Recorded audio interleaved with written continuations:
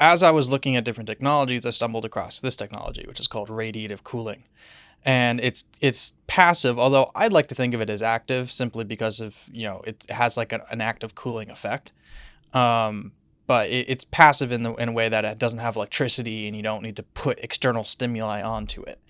So basically the way it works is it reflects, in layman's terms, it just reflects the light that hits it, the energy that hits it, into space. So long as you have a clear, unobstructed view of the sky, so glass, you can't actually use glass with it because glass absorbs IR.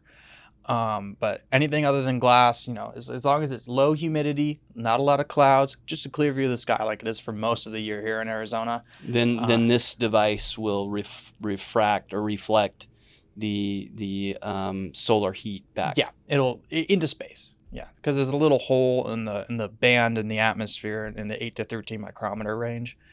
And it's just a little hole there, and you can just send it through right into vacuum of space. And this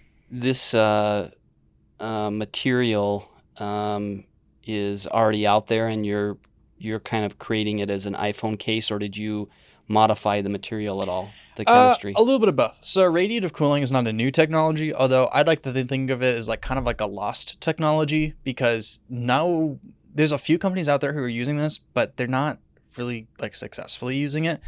My company, Cryo-X, is the world's first and only consumer-facing radiative cooling company, meaning that if you go to anyone else with this type of technology and you try to hand them money to buy their product, they have nothing to sell you. They don't sell to consumers. They only sell big business deals or whatever to get contracts to do whatever.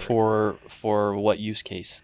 Usually it's to make tiles. So this is technically a tile. Okay. That's why I call it the cryo tile. For a building? For buildings. Okay. Which is a space that I would like to get into, but I mean, I do have competition in that space to some degree. Whereas this space, it's just me. There's nobody else doing consumer-facing radiative cooling. And obviously your use case is to be able to use it for a phone specifically, so that it keeps the temperature down. Now, the other thing is the other 3 factors that can increase the temperature on the phone.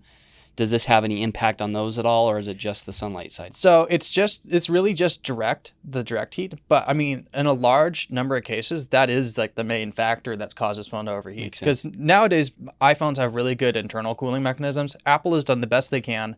Well, I mean, arguably they've taken away some thermal components, but also done some better efficiency things, yada, yada, yada. At the end of the day, iPhones overheat less often from their own, processes and battery and all that stuff than they did, 5 or 6 generations ago. Yeah. Like the iPhone 5 overheats just when you're just taking pictures or something. Right. It's bad. But now the iPhone, it does a little bit better. Right.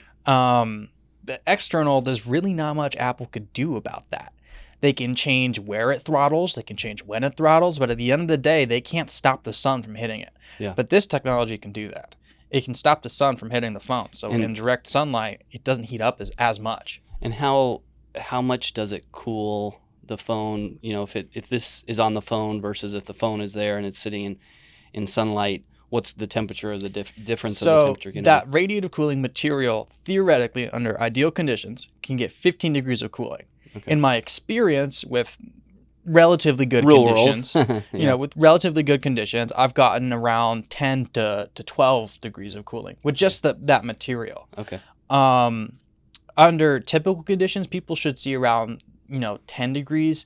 Under poorish conditions, where maybe it's very humid out, or you got some clouds out, maybe 7. Under the worst case scenario, it's going to be 1 to 2. Okay.